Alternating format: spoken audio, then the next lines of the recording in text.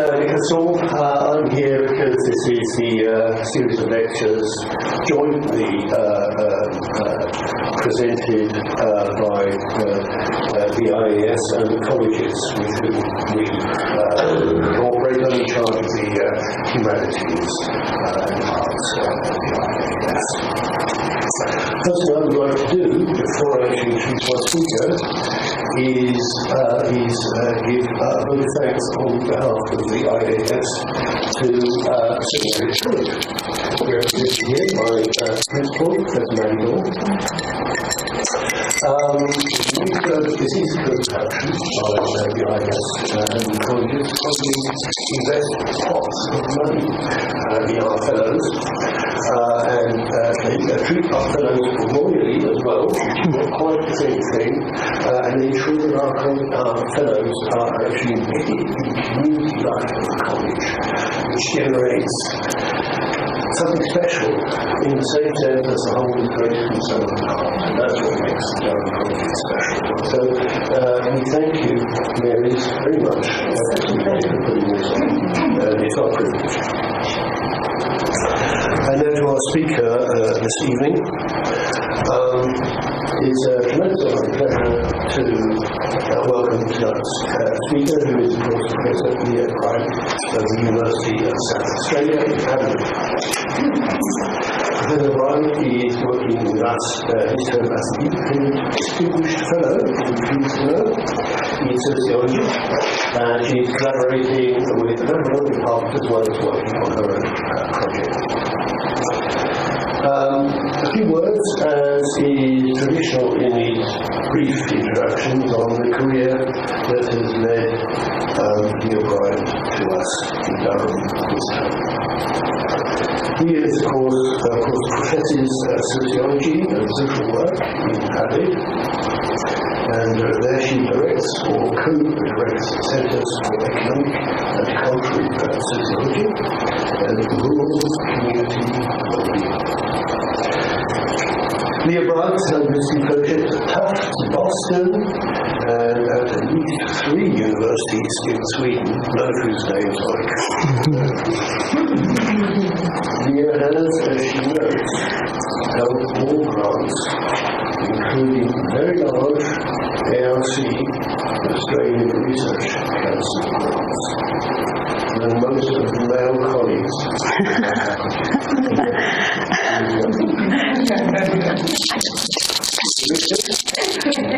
She has a small matter of over 80 essays and articles and 6 books, from 2011, Gender and Morality, to Water and Rural Communities, Local Politics, Meaning and Place, 2016, and Social Work in a Localised World,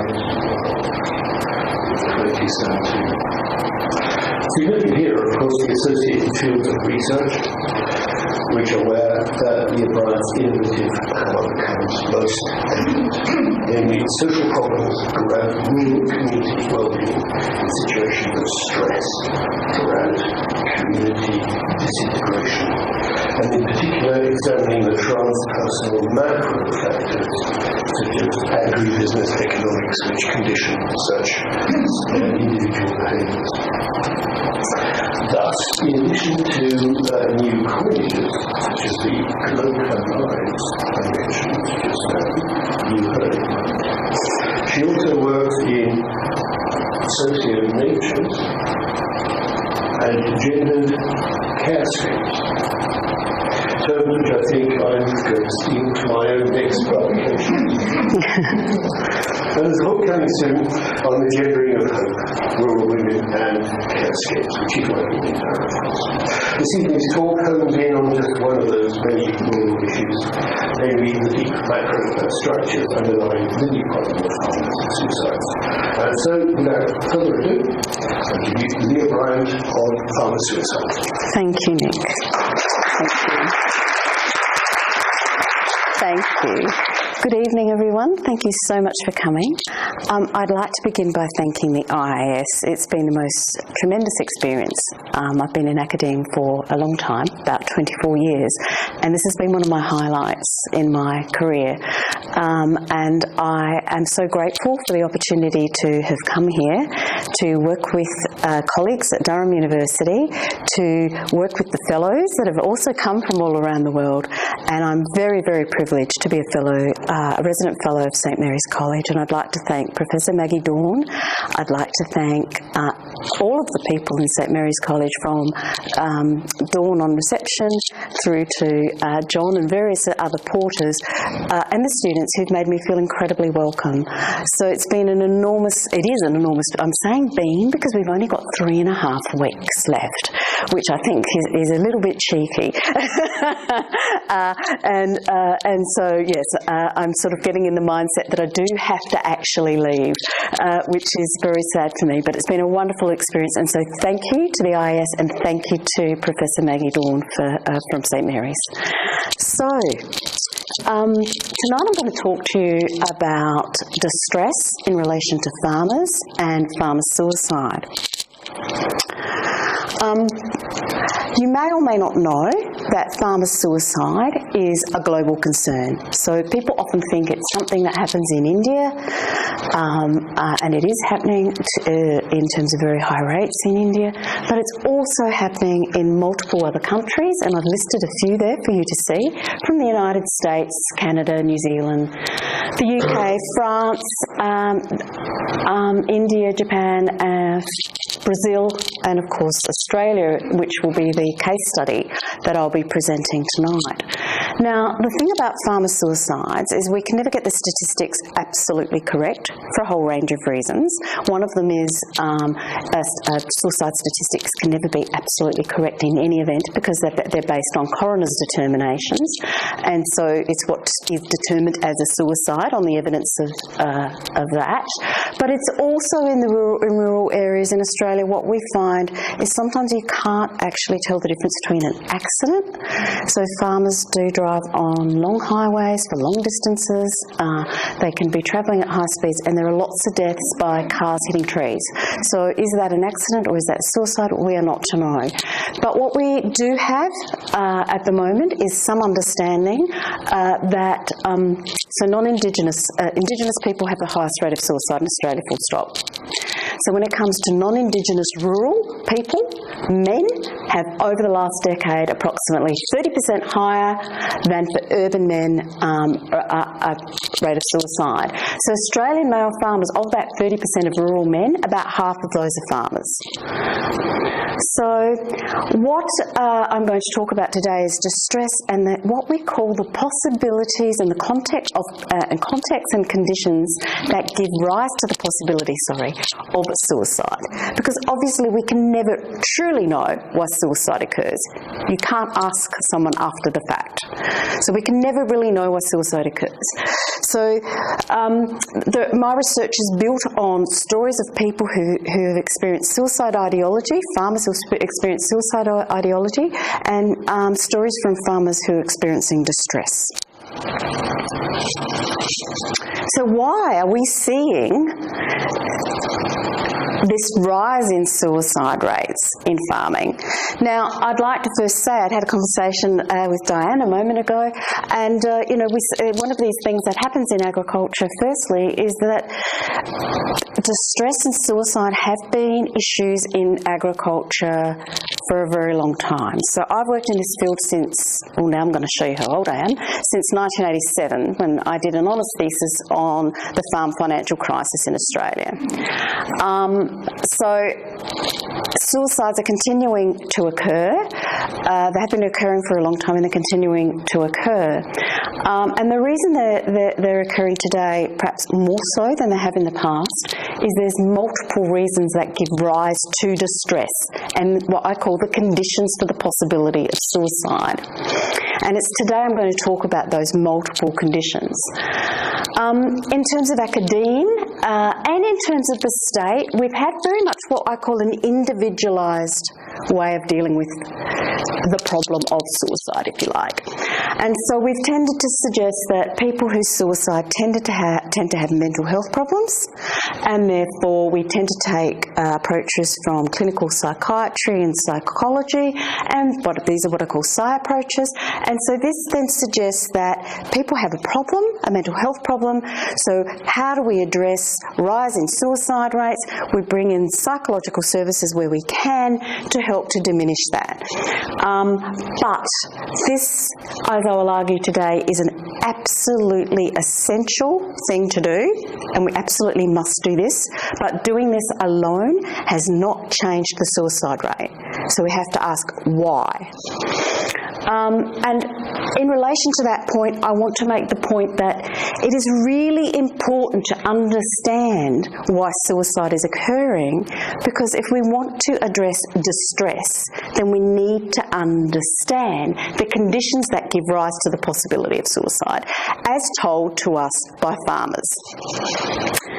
So my data is drawn from doing lots of studies, and in particular, I'm counting the study since 2006. So I work very closely with farmers across various states of Australia, as well as various regions in my own state. I also work with communities, the whole of community, because if you know that suicide has a ripple effect, it has an impact on everybody in the community, including people in small businesses, including the local GP, including the undertaker, including the local priest, including the health services. So we're also having a problem now with, for example, just before I left, one of the psychs in one of the communities I work closely with has just committed suicide. And so we don't know the reasons for that, but we do know that all sorts of people are under stress in rural communities. So I talk to the community, various members in the community, and I also talk to what we call stakeholders. So when it comes to rural communities, our stakeholders are, of course, health practitioners, but they're also people like stock agents. So a farmer may never go to a doctor, and a lot do not, male farmers, but they see their stock agent. The stock agent comes onto the property, and sometimes it's the stock agent, and so I hear lots of stories from stock agents who find a farmer in a state of distress, and they may be the first one to be seriously concerned about the well-being of that person. And my studies are predominantly qualitative, so that means doing a lot of what we'd call community development, spending a lot of time in communities and on the ground in communities, going back to those communities over and over again over time. So I don't do what we call in Australian mining FIFO. I don't know if you know that term. It means fly in and fly out. I don't do that kind of research. I do the research where the people in the community come to know who me and my team are. So, because what we're asking them to do is trust us. So, as you'll see when I tell you some of these stories, they're deeply affecting. And for people to be able to talk to us and trust us, we need to be reciprocal. And so a lot of the research that I do is action-based. So that means as I find things out, as I'm doing them, if I find there's a policy issue that is stopping a suicide prevention group from being able to get on and do what they need to do, and one of those policy issues is, the Office of the Chief Psychiatrist requests that a suicide prevention group, for example, fills out, insurance and indemnity forms. Well, the local people in the community didn't know where to begin with that. And so I go back to the Office of the Chief Psychiatrist and I say, hang on, what are you doing in terms of providing support to that group and to all the other groups? Where are the templates? Where's the information? You're requiring this action, but you're not how can we actually address it together? So I also see myself as a bit of a bridge between sometimes communities and politicians, sometimes community and state government organisations and federal government organisations. So I work across tiers of government. And I try to be as much of a nice pest as is humanly possible. Okay. So I suggest that why are farmer suicides occurring? I'm going to give you six contexts and conditions today. There's probably more, but I figured in the time that we have, let's start with these 6. I'm going to prioritise these 6. So I'll go through each one, but before I begin, I just need to say that, of course, in farming communities, like in every other community, every other population, people feel distress for some similar reasons, and these I'm not going to pay much attention to today because these are things we know. So these are not necessarily things that differentiate farmers from the general population. So, for example, marital breakdown, loneliness, isolation, they can be things that affect everybody. They may be perpetuated in the rural, where people don't get the opportunity to get off their property, and where properties are geographically distant, and where people have limited finance to be able to travel away from the farm. But those are commonly things. I'm not going to go into those things because they're not uncommon in the general population. But what's specific to farmers is there's a very situated self. And I'm going to talk through what that means, how farmers understand their sense of self as farmers, what it means, what farmers tell me it means to be a farmer. And then I'm going to talk about, and I call them situated selves because they're situated in what I call the political moral economies, okay? So they're not just individuals doing a job. They're situated in the political and moral economy, and that gives rise, what I will show you, that gives rise to distress. I will talk about how societal discourse about farmers and farming today, which is different from what it has been in the past, has an impact on distress and wellbeing. I'll talk about local, state, federal policies. Not all of them, because we'd be here for a very long time, but I'm going to point to one in particular, so I'm going to merge 4 and 5 to save some time and talk about the Australian drought policy. And then I'm going to talk about, well, farmers, when I talk about these contexts and conditions and say farmers are enmeshed in all of this, they're situated in rural communities. So how people talk about other farmers and relate to each other and socially connect or not has an impact on the self. So the self is not just something floating about. People are situated in all of those spheres, and all of those spheres have an impact on distress and wellbeing. And I will, like I said, take you through those. Note all of the photos I'm showing tonight are photos taken by myself and my team. They mostly come from South Australia, so that's some good old South Australian wheat. And the first photo you saw was from the Eyre Peninsula in South Australia, the beautiful red thick dirt. Just wanted to make that point. Now, these photos are also taken from our projects. And sharing stories is really, really powerful in terms of communities. And it's a very, very difficult thing, if any of us know, to stand up and talk about what it is that has caused us to feel distressed.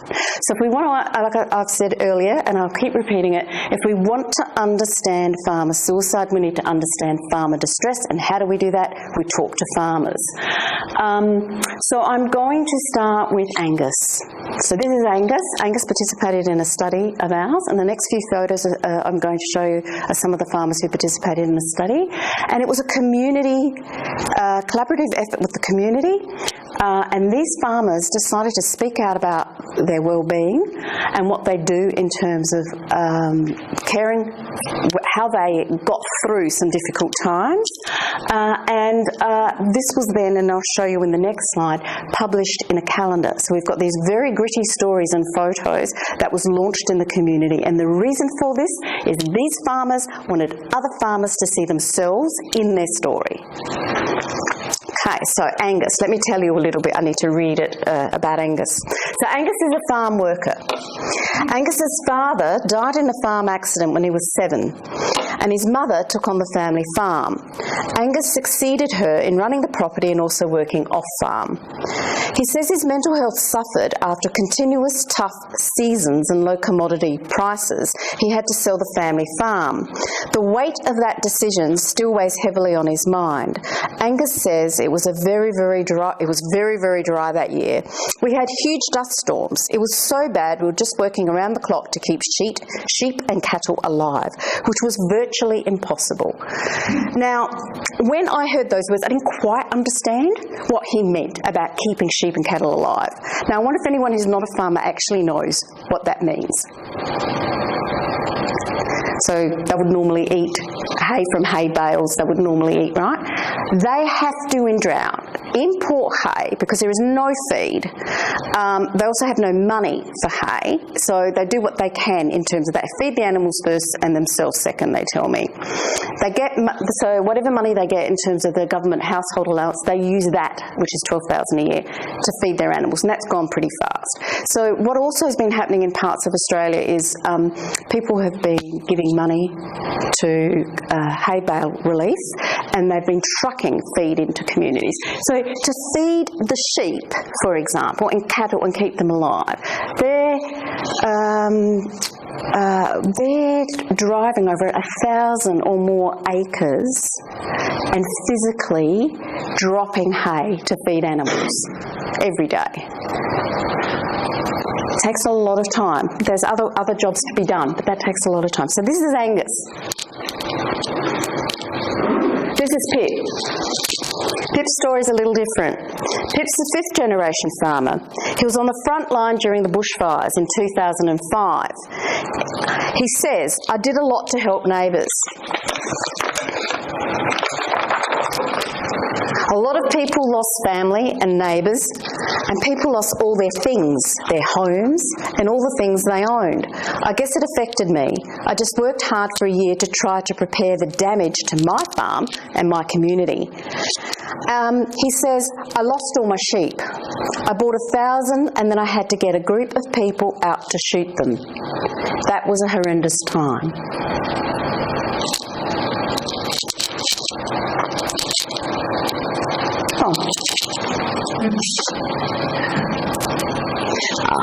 Now, this is Jack. Jack and his wife Poppy. Jack is a grape grower in the Riverland of South Australia. Jack grows grapes that are sold to corporations to make wine. Jack and Poppy grew grapes with their son Theo. Theo died at 27 by suicide. There are a lot, and this is what Jack tells me, there are a lot of families suffering. We've not fully recovered from the previous drought, and we've had 5 to 7 years below the cost of production, and we didn't have enough water. We need help. And the problem is, when reaching out for help in rural communities, where do you go? Jack says Theo died because we took him to the local hospital and they did not know how to assess him. He told them, and we told them, so Theo told them and we told them, Jack and Poppy, that he was suicidal. They released him. He killed himself the next day. So this is an issue in rural communities. This is a small regional hospital, right? There are no anaesthetists, so women don't give birth more often than not, if they can help it. In the rural Australia, they tend to get on they tend to come down earlier. There are no psychiatric services for assessment. There's not even people trained. There might be a nurse on duty and, the local GP. We're talking very limited services. And this is 3 hours from a city centre. So this is not what we would call remote. Okay. Sometimes it works. So why do I talk about the situated self? I started to tell you about that in terms of the layers of how farmers are situated. But yes, they're situated in a global political economy that has ethical and non-ethical ways of working. But they come to farming in Australia with what we call the Aussie battler attitude. And if you have ever read any poetry, Australian poetry, there's an agrarian mythology around the Aussie battler. So farmers also use that language in the way they talk about themselves. So here are some quotes that I'll read you out. So there's a real element of pride, and people on the land don't want to admit defeat. It's just now what you do. You try to battle on. Another farmer says, you keep pushing on, but it's a hard battle. I used to say years ago, you hear of people committing suicide, and I used to say there's nothing in life that bad that it would drive me to suicide. But I understand how easy it would be to swap my direction and just say bugger it. And so the kind of masculinity at play here is very much one where you push through. Okay? You push through, you don't talk about it. When I show you a video in a moment, you'll see how understated the way people talk about their well-being is, the way men in farming talk about their well-being. There's a very strong sense of you battle through it.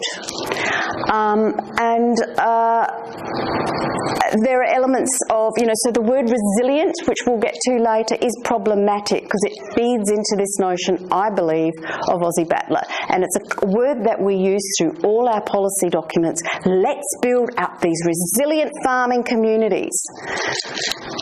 So we got the sense of masculinity, and it is much more complex than that, but that gives you a bit of a sense of the person.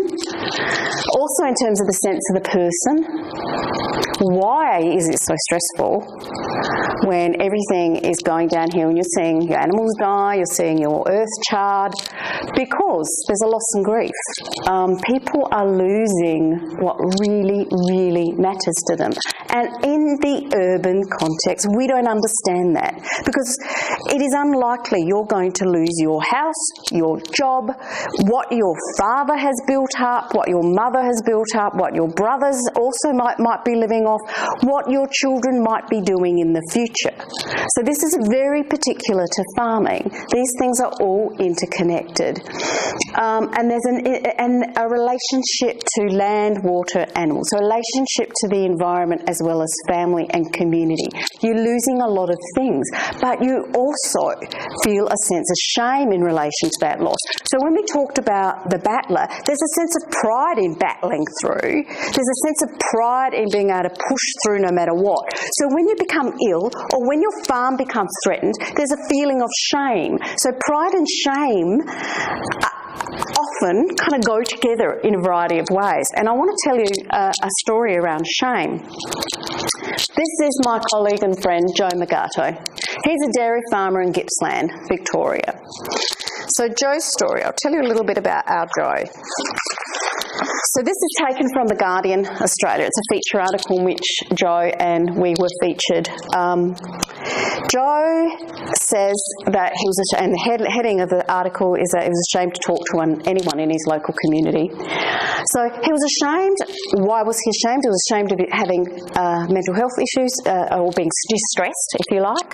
But he was ashamed his business was financially threatened. He was ashamed that his crops, his cows weren't doing well. Other farmers have talked about the sound of cows bellowing in hunger and what that does to them, right? To them, the farmer, to hear that. And so he felt shame in the context of what his property looked like, in the state of his animals, and because he was feeling distressed, that's another layer of shame. And Joe told me this story. He said, "Do you carry around bullets in my pocket for ages?" These are the terms used: failure and success. And so what our political economy does, and I'll talk to you a bit about what that means, is it essentially individualises risk management. So if the entrepreneur is a free agent in the state, doesn't matter what the state does or what other players in the state do, the entrepreneur must navigate the state, must navigate the markets. And if he or she does not, so this is very individualised, if he or she does not, he or she fails. And if he or she fails, well, that's that. So the point here is that if we look at this concept of political economy, what it is actually telling us is that political rationalities are more than just ideologies. So this notion of the free market and the entrepreneur is not just an ideology, because they constitute part of the fabric of the way of our thinking about and acting upon one another and ourselves. So that's why we take the idea of, or farmers take the idea of success and failure deeply internally. And that's why it's reproduced in other spaces, because it's not just an ideology, but it is inscribed in us, if you like. We take it on board. So what do I mean when I go on about this political moral economy? And I do go on about it because I'm very passionate about this. Well, political economy has been defined in whole lots of different ways. What we really need to understand is that farmers are enmeshed within an economy that's connected to the state, that's connected to corporations, that's connected to local politics, that's connected to global markets, and there are multiple players that work to produce what the economy would look like at any given time. So they are networked into this. And so it's also that point about mentalities. If you want to use a Foucauldian way of thinking about it, you might not, but if you did, you could say it's about the way governments think and act as a consequence. And so they think and act, I would argue, in a very individualised manner. So why do I bring moral economy in? Because we don't normally do that in sociology. We like to talk about political economies way back from Marx. But I bring moral economy in because I learnt from farmers that there are ethical processes associated with economic processes. They're not separate. So economic processes are governed by norms and social and cultural institutions and conditions and relationships. And I will give you an example of these. So let's take two examples. Grape growers. So how are they enmeshed in political moral economies? So in 2006, Australian government tax incentives were given to drive growth in the wine industry. And so it meant a lot of people invested in buying up planting wine. So you had your surgeons and people like that in the city buying large tracts of property to make money. And so there was also a global gut, so we're contributing to that global gut because other people are also, the market system is, they're also competing with more local people in terms of the growing of grapes. There's a downturn because there's a glut, there's a downturn in commodity prices, and then of course we had the millennium drought. So consequently, this is what farmers said happened in terms of the moral economy. And I'll read you a quote here. Now, grape growers in Australia don't necessarily make their own wine, like in Europe. So they can do, but they don't. More often than not, they don't. They're grape growers. So they sell their grapes to a transnational corporation, and at that time it was Installation Wines, which was in the USA, and they make the wine and put all these labels on it, and you think you're getting some kind of boutique wine, but probably not. So this is what our farmers tell us, our grape growers. They suspended our contracts, so they took half of our incomes just straight away, and we couldn't do anything with it. We still had to grow the fruit, and they didn't tell us until after we'd grown the fruit that they didn't want it. The other thing they do is delay payment, because it's not in their interest to pay up when there's a glut and whatnot. He gave me his word that they would not use the suspension clauses in the contract, and now the bastards have used them. They suspended the whole lot. So these people have produced the grapes, paid for the inputs, and now there's nowhere for the grapes to go. Right, so what do you do with them? They rot. Here again, they still owe us money, and they sent us a letter that they're going to pay us over 4 instalments. We haven't seen any money. So these are ethical breaches. This is why this is a moral economy. These are ethical breaches. They're not just about economy, they're about moral ways of transacting business, or perhaps unethical ways of transacting business, if you like. If we talk about a political moral economy, we also have to understand that, do farmers get fair price for product? We have to raise that question. Are they getting fair price for product? This is my friend, Sally Jones. She runs a milk company. She's there with her girls. And Sally has set up her own milk company and sells her milk to various outlets because she will not be involved in any kind of collaboration where the milk gets sold through Woolworths or Tesco's or what you like.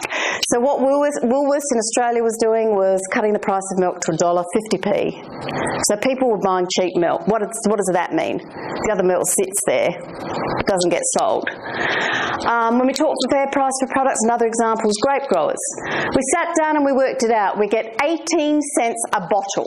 Think about how much you spend on a bottle of wine. 18 cents a bottle for our wine, and the government gets $4.82 a bottle. And I've just got a little note to you there. Note he hasn't estimated the span of across the value chain. So how much for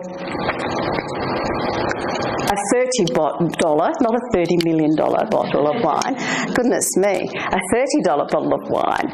How much of that do corporations receive, and how much do the sellers receive in the market chain? So there's a bigger market chain. The grape growers, and this is what he says, and I think this is very telling. The grape growers are putting all their money into producing it. They risk their whole life on the grape. Okay. So, I'm going to let you listen to Kerry's story. Now, I'm just going to work out how to do that.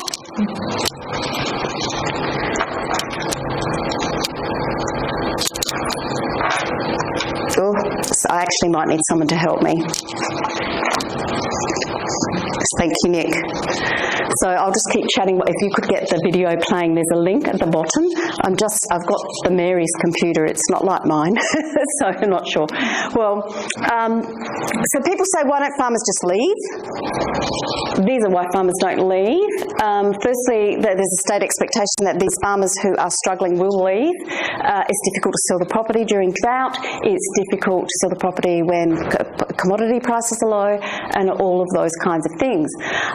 But where I'm coming to now is this notion of limited autonomy. So why are they feeling distressed? Because their autonomy is being limited, and it's being limited because they feel a sense of being trapped.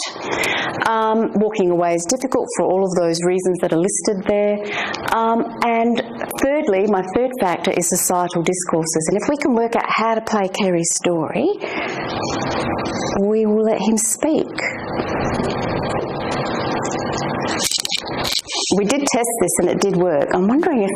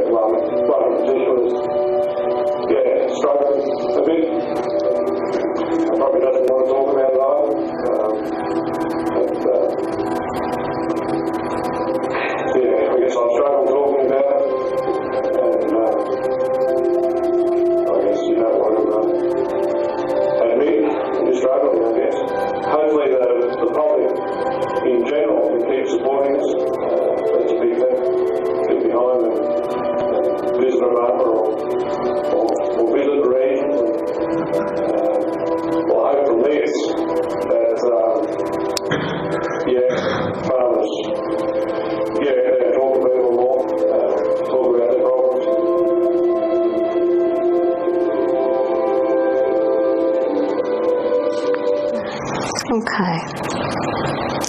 So, thanks. Thank you. Okay. So, Kerry talked about some of the societal discourse. Okay, this is like comic relief, isn't it? Okay, this isn't funny though. I just want to quickly show you before I get to policy and climate change, and I'm going to move through this quickly now because of time.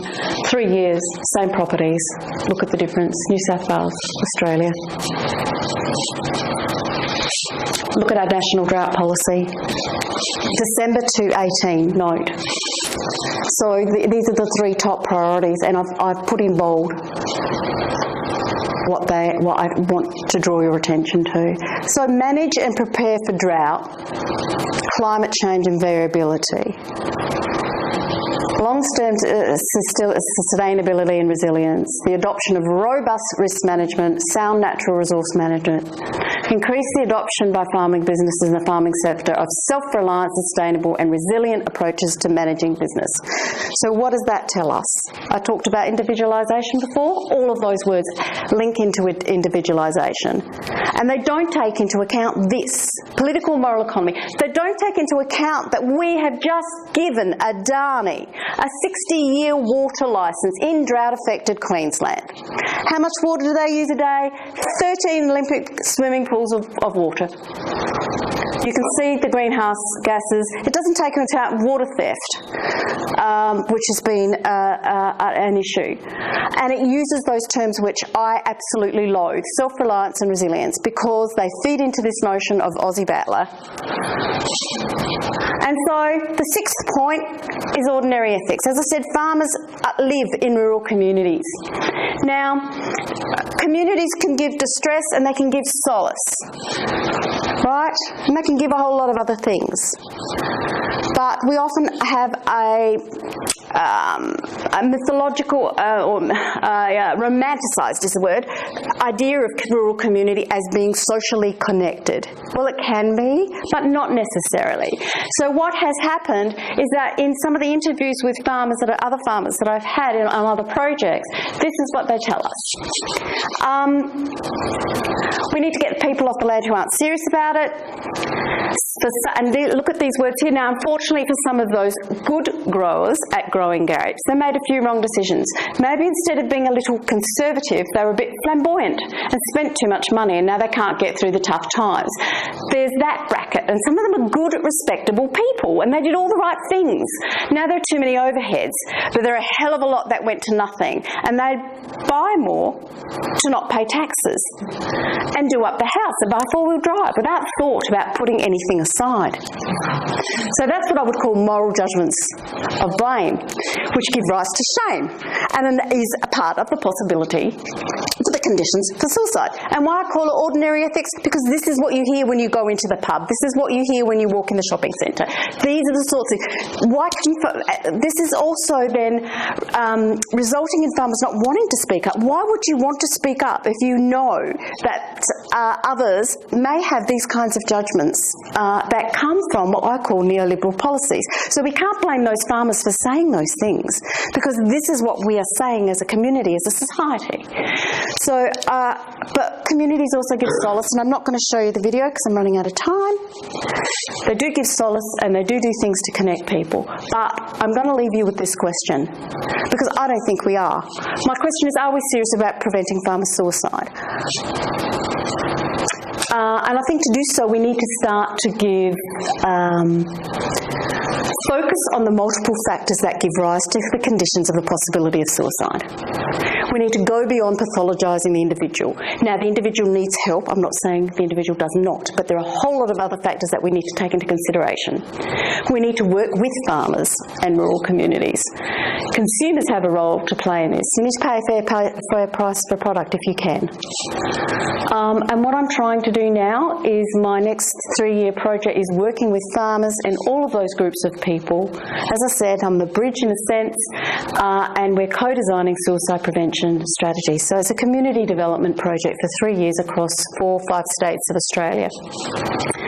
And what we're trying to do is develop the peer-to-peer support among farmers as one of the things we're trying to do, and also contribute to social activism, because there were many issues that I talked of that require us to stand up and say something and do something about.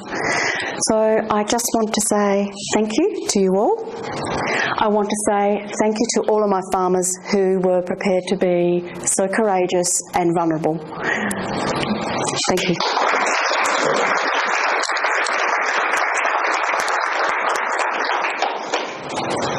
Thank you for that wonderful and exciting talk.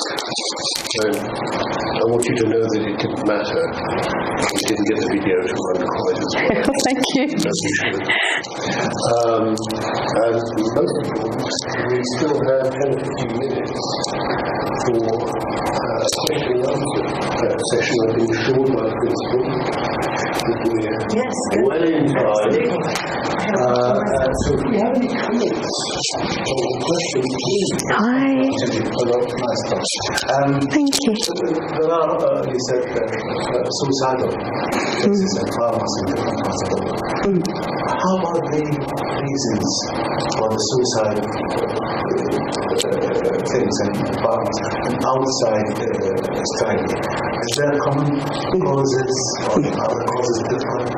Do you make any correlation between the causes of suicide or farmers in different countries?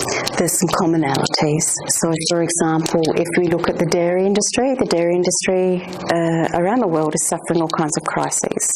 And so that then, has an impact on farming families and farming men across the world in that industry. And so when I talked about a global glut of grapes, that has an impact beyond Australia into other countries. So the idea of a political moral economy is that wherever we live within a political moral economy. And so it's unpacking how that political moral economy might work in Japan. I don't know how it does. So it's unpacking that and looking for those same forces and seeing what does it mean for farmers in Japan in relation to the way the economy is working and their relationship with the state and with other people in their community. How does that impact on the self? So I don't have a very detailed answer for you because I don't research those other countries other than read about them. But the factors at play are not so very different from country to country. It's a question, yeah. You mentioned the individual approach to risk management factor in Australia. Is it also applicable in Japan kind of country? Because we know that Japan is more cooperation and cooperation kind of culture. Is there like a common factor, like an individual approach to risk management? I don't know about Japan, so I can't answer that, but I do think when I talk to farmers, the concept of individualisation in its varied forms comes up over and over and over again in relation to why they feel distressed. So, yes, so I can't talk to Japan, sorry. In the first slide, you mentioned Japan and Australia. Yeah. I just thought maybe you also analysed the cultures of different countries. No, because there's obviously a cultural component. So in Australia, when I talked about this, because the self is situated, so I don't understand Japanese culture enough and Japanese agrarian culture enough to understand what are all the conditions that give rise to the possibility of suicide. But I've given a case study of Australia because I do understand. Yeah, thank you. Thank you for a really great presentation there. I mean, it was a really inspirational talk, so thank you very much for that.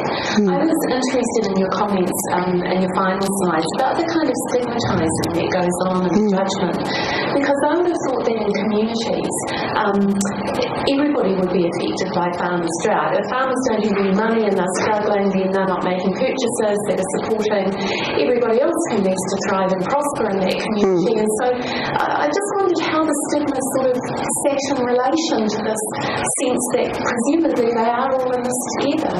Yeah. Well, during the Millennium Drought, where that quote came from, so that was 2000s to 2011 it broke, early 2011. So there are a number of other factors. So you have farms of different sizes, you have water trading, so farmers grape growers who have larger properties or work for corporations, manage farms on corporations, have more access to capital to purchase water, and some of the farmers that are struggling might have a little bit of water, but they might sell that for some other reason, sell part of their water supply to make ends meet or for whatever reason. So there's an unevenness around the amount of water allocated to everybody, and then there's also, of course, with things like water theft. So in New South Wales, water was being stolen upstream, so by the time it got to downstream, people had less water. But in terms of the community dynamics, why do people blame each other? I mean, why do we blame people for being poor? I don't know why we do that. I think that my answer was around the kind of notion of that, sometimes I wrote a paper and I said, I think part of it is there for the greater good go I. So I think part of the concept of blame is about seeing that other person as other. So if you otherize them and it's not you, if you see them as the problem, then in a sense takes away some of the stress that this could be you and this is even happening to you. I don't know, but that's one of my thoughts. I don't know why we move to blame, but we do in all sorts of populations, yeah. Question there, and then is there social history, sociological history, this idea of resilience?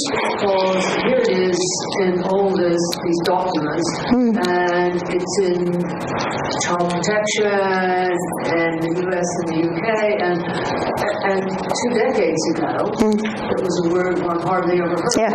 And I wondered if you have it being so important to your story about what the Australian government is doing, if you had a sense of the broader, where this all came from. I do, and this is what I may not have made this clear enough, but I think when we live in a neoliberal economy, what a neoliberal economy or political moral economy does is it centres the individual. So when it comes to any issue of crisis or anything that needs to be solved, the individual needs to fix it, not the society. So the idea of suicide in farming communities is seen as an individual problem. It's individualised. So these individualised discourses then have a language, a set of language that sits alongside them. That's why we see, with the rise of neoliberalism, we see the rise of the term self-reliance, resilience, because it comes back to the individual. I just wondered how come where it came from within the last 2 decades. Neoliberalism. I mean, the ideology is kind of focused to this thing. Yeah, it has. I'm with you. I agree with you. I think it comes from neoliberalism. I think it's the very heart of neoliberalism, and I think neoliberalism is going to extremes, and this is how it's played out. I'm just thinking about, oftentimes we look at policies, the current, right? And so when I think about, my background is actually looking at natural resource conflict, and we developed initiatives on mediation negotiation around natural resources and community conflict. So when I think about the situation, because this is something we were working on this in Thailand and Cambodia, on natural resource degradation issues and conflict. So what I'm wondering is if you look at the trends of this, particularly given the overlap of climate change and what we anticipate will happen in climate change, farmer suicide, rise of community types of conflict dynamics, and how that might escalate. Are there any thoughts about looking at the trends and trajectories of the impact on farmers given climate and environmental degradation, and thinking about forward-thinking policy? I know that that's a big ask because of where policies stay in regards to, you've got to be resilient. I'm wondering if there's anyone thinking about that, because it's not going to get, certainly depressing, but... Yeah, it's not going to get any better. So what do you do? And so I'm at this situation where me and my team across Australia, one of the things we're doing is we're saying, well, okay, so the state's only giving limited resources to the community. How can we support the community to respond, because the community is responding. So, you know, we talk about distress and conflict, but equally there's connectivity and assistance and an ear and somebody who gets up in the middle of the night and will drive to 200 k's to go and see someone who's called them in distress. So I couldn't show you my next video because I didn't want to go through the palaver of the IT system again. So it's nuanced and it's complicated. It's a mix of all of those things. And I actually don't think that the issue of disintegration of community, if you like, will escalate. I actually see communities coming together. I see communities developing their own networks for support.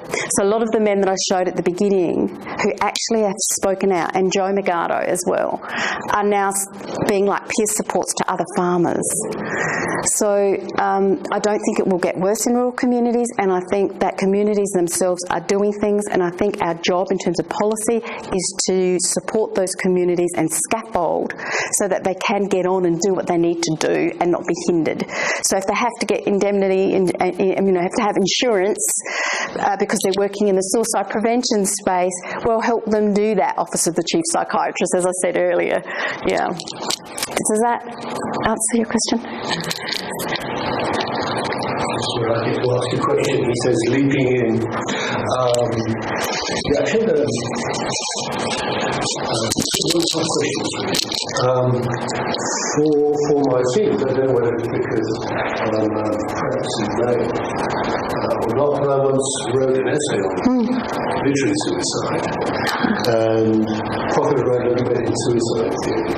And the consensus seemed to be in suicide theory that it wasn't so much the act of exterminating your person, suicide. It was a communication to the other people in society. It was an act of rage, social distance that the men appear to lead in our island. And I was wondering, where are the women? How do the women relate to this drama that the men are going through? There was Poppy at one stage, and was she the only partner that was mentioned? No. There were others, but can you say a little bit? Yeah, I can say lots about women because my area is gender and rurality, and I've written a lot about women. I focused on men tonight because there just wouldn't have been the space and the time to talk about what it means for women. And part of the problem is we see we argue as academics and we argue in the press that masculinities are in crisis. So what are we doing straight away when we do that? We're gendering the concept of distress and suicide. And so yes, male farmers are the highest statistic in terms of suicide, but the self-harm rates of rural women are very high. Now, we can't dig into them because we don't actually have that data anywhere that we haven't been able to get that data. So we don't actually know. So what, rural, are they farming women? Are they rural women? We can't disentangle. What we do know is women are said to be the carers, are said to be the people that care for their husbands, are said to be the people that take their husbands to the doctor. Men often say things, and often I interview them together, and they often say things like, I didn't know I wasn't functioning until my wife told me I wasn't functioning. So there's two things. So I think focusing on masculinities does put women in the shade. We don't know what's going on with women. And the other thing is, by focusing on masculinities, we need to acknowledge that women are doing all this care work, where there are no other services to do the care work more often than not. So if you go back to Jack and Poppy, Poppy's was giving the care to Theo. No one else was giving that care to Theo. Yeah. So women bear the burden of sometimes the love and the burden of care. Occupying a kind of role that need to be prescribed by neoliberalism. Yeah. I don't know if you know the answer because it may be off in tangent, but you said consumers have a role to play by paying for their prices. I'd love to know how you do that. How do you know? It's hard. Is it that you have to demand you just choose right there in the store? I'm going to ask someone else to help me answer this for the UK in a minute, but I'm going to say for Australia, like the price of milk, if you're paying $1.50 for milk, you can bet your life on it that Woolworths has slashed the price that is selling that milk. So you need to look at the milk that you buy. Buy local, buy from farmers if you can buy from farmers. Try not to buy from supermarket chains. So that's part of it. And yes, when you pick up a bottle of wine and you look at the label, you don't know. You won't know. You won't know. I mean, God knows where those yellowtail wines that I see in Tesco's come from. Which winery? I don't know. So yeah, you don't know more often than not. Can anybody speak for the UK about that in the room? How do you? Farmers have very little power to negotiate against the market for whether lack of understanding of farming is all against farmers being able to negotiate. So there's a real problem, and it's a problem that's going to increase. And until people see empty shelves in supermarkets and can't get what they want exactly when they want it, there won't be an understanding of the importance of farming and how they do need support. But how do you get fair price for products? So if Maggie goes into Tesco's, how does she know which milk to choose, or wherever you go shopping? You don't buy Tesco's. Yeah. Okay. So like Woolworths, you don't, but you try to find a label. So you spend 3 times the amount than the Tesco's brand. Okay, thank you. Excuse me, but isn't paying that extra part of your contract of being in a society? I look at a so-called ethical supermarket called the Co-op, serving the rural community of Upper Teesdale. Right. And in that Co-op, the only lamb which was for sale in the area, which the main source of income for Upper Teesdale is lamb. Yeah. And the only lamb that was for sale in Upper Teesdale in the Co-op, the ethical Co-op of New Zealand. Oh dear. What message do you give? And the Co-op milk is next to the farmer's milk at Arla, and I'm not an advertising person. Yeah. I'm just a person with a bit of a conscience. Yeah. I'm from Old South Wales. Yeah. And the number of people from that community, the farming families, who are actually going in and buying the cheap milk, goat milk, as opposed to their own Arla, Cravendale, or whatever you call it down here. I wouldn't be too tough on the farmers because they're doing it tough. They might not have the income. I don't know what it's like here, but our farmers are doing it tough. They're getting, charity boxes so that they can eat. So, but I think the rest of us who are more privileged can make choices where we know we're able to make those choices. Yeah. I'm going to have to call a halt to the discussion. Thank you very much, auditors, for your questions, if I may. In a moment, I'm going to call on the principal of St Mary's College, Stephanie Moore, to move a vote of thanks for our speaker. And I have a couple of witnesses afterwards, but I can speak more to you that we still have plenty of time for refreshments upstairs after all of that. Well, it's an honour to be able to thank you, Lia. Lia said at the start that it's a privilege for her to be here, but I really think the privilege is all ours. From the first day Lia arrived, she got stuck right into our community, enriching our intellectual life and contributing wonderfully to our conversation. I think that the college benefits endlessly from scholars who come and stay here because it broadens our scope of just knowing what's happening. For me, always, outside my own field, just seeing on that bigger world that I would otherwise know. And it also helps that we find out what's happening in other universities around the world. That broadens our scope too. Lia, you truly have become a friend of this college, someone we like and value enormously, and I hope very much that even though we will be leaving before too long, that this won't be the last time you visit us. Do come again. We do say at St Mary's that once you've joined, you can never leave, and let that be true for you. But thank you tonight, especially for sharing your work with us. It's rigorous, it's fascinating, it's very moving as well. And thank you especially for being such a brilliant communicator, so that people who are not in your field could keep up and understand something about your work. Please join me, Frank, in thanking you.